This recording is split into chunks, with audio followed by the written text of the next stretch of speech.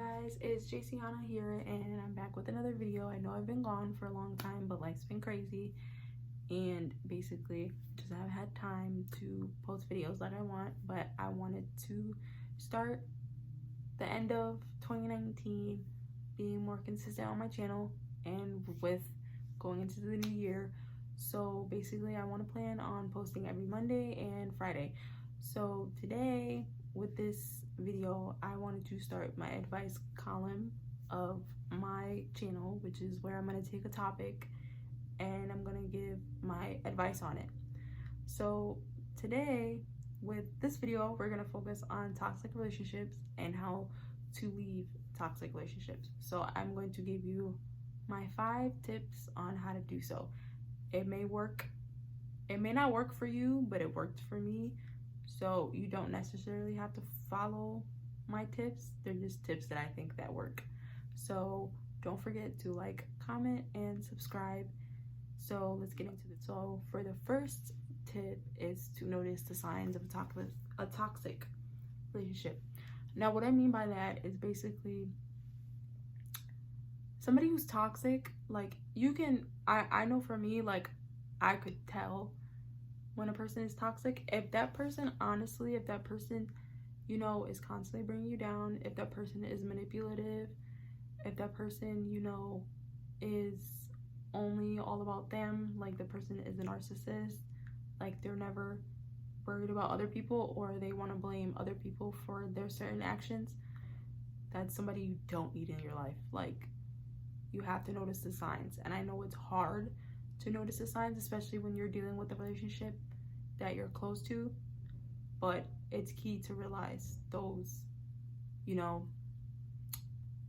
signs. You know, they, like, you can notice them, and I'm pretty sure you notice them more in relationships that you're not close to. Like, say, like, you're giving advice to a friend about her certain relationship that's toxic. Like, you can spot on, you can tell when that person's toxic, but when it comes to a relationship that is close to you and hits close to home, it becomes more difficult because, you know, you don't want to be alone, and that's a relationship that you know you value. But you may value it, but if you know that that person isn't good for you, that's the piece that you need to focus on. That relationship may be valuable, but is that person, you know, good for me? And if that person's not good for you, you need to leave the relationship. Number 2, try and distance yourself and surround yourself with positive people. So basically that's, you know, it's kind of self-explanatory. So basically when you're dealing with somebody toxic, it's best to eliminate yourself from that situation. So basically, say you're friends with somebody and you think this person is toxic and you know, want to distance yourself. So what I did with, you know, certain people in my life, I stopped texting them, I stopped, you know, checking up on them, especially if they didn't check up on me. Like, you know, I basically, you know, just didn't make myself available as I would if we were close. Like, if this person is toxic, I try to distance myself in every option. Like, I didn't make myself available for them to just reel me in when they need me. And that's another thing that toxic people do. Like, toxic people, they basically will use you as a crutch when it comes to certain things. Like, they'll come to you when stuff, like when they have certain positive things in their life, they'll come to you. But when it comes to you bringing them positive things that happens into your life, there's no reciprocation. Like, that person's not happy for you, or that person, you know, they're not really like interested in what's going on in your life. That's something you don't want. Number 3, don't feel bad for doing what's best for you. So that is something that I even struggle with, and that's because, you know, I'm a people pleaser, and I believe that, you know, if I don't do what, you know, people tell me, or, you know, say yes to certain things that people, you know, they're gonna hate me because I didn't do what they wanted me to do. Literally, when getting out of a toxic relationship, that's what they're gonna do to you. Like, they're gonna, you know, manipulate you and make you feel like if you don't do what they tell you to do or follow what they want to do, like, you're a bad person. And that's something you don't need to feel bad about. Like, you leaving a toxic relationship in the beginning was to, you know, elevate your life and make your life more positive and not toxic. So basically, don't feel bad. Like, you're doing what's best for you. You come into this world by yourself and you're gonna leave this world by yourself. So your main focus always should be on you, and on how you feel. So basically, don't feel bad, because there's gonna be people who are gonna be against you, and there's gonna be people who are gonna be for you. And those people who are against you are gonna be those toxic people, and that's who you need to eliminate. Well, I just noticed that I didn't go over advice number 4, and I skipped straight to advice number 5. So right now we're going to go into advice number 4, which is don't feed into the manipulation. So when dealing with toxic people or a toxic person, they tend to manipulate people to keep these certain people in their lives. Like, manipulation is a big thing when it comes to toxic people, because toxic people, they don't want to be by themselves, and they try anything in their power to keep people in their presence. And if they know that you're, you know, becoming a stronger person and willing to leave the relationship, they're going to try everything in their power to keep you, even if you know in the back of your mind that it's not good for you. Like, they'll use the tactic like apologizing. They'll promise you, like, you know, certain things. They'll tell you that they'll change, that they're gonna work on them, that it's never gonna happen again.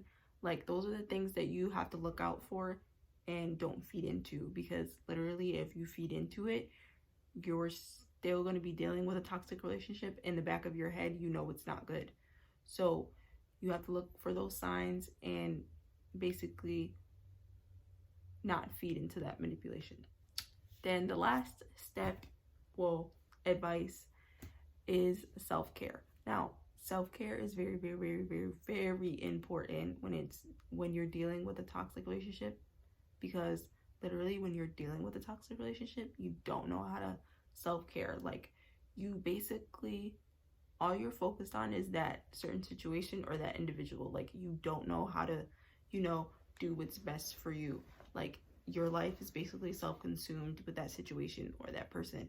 And when leaving a toxic relationship, you're not going to know how to do it, but it is something that's important. Like, for me, when I was going through my bout of leaving a toxic relationship, I sought out a therapist, because I knew that basically there was stuff that I had to get through that I wasn't going to be able to get through on my own.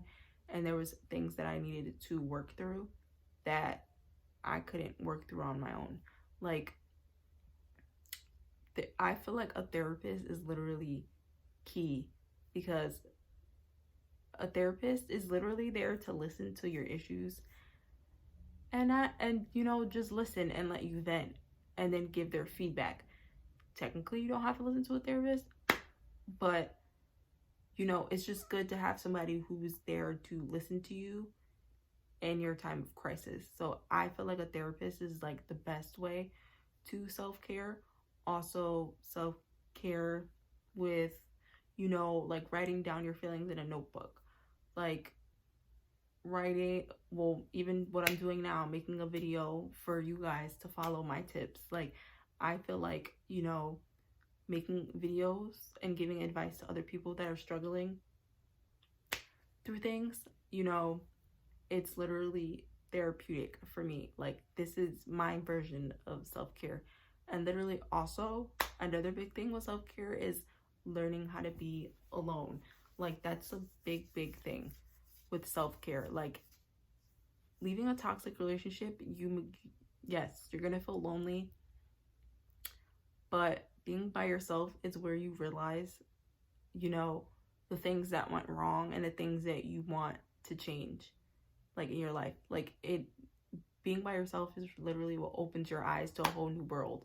Like this is the time where you figure out what makes you happy and how you're gonna fulfill that portion of happiness that you want to fulfill. So yes, being lonely may suck, but it's key. So seeking out a therapist, writing in a notebook, making YouTube videos for other people, and just being by yourself are literally the best ways to self-care. So this is the end to my video, and I hope you guys like it. Make sure you like, comment, and subscribe. And we'll be back again Friday, hopefully with a whole new video. So thanks guys. Bye.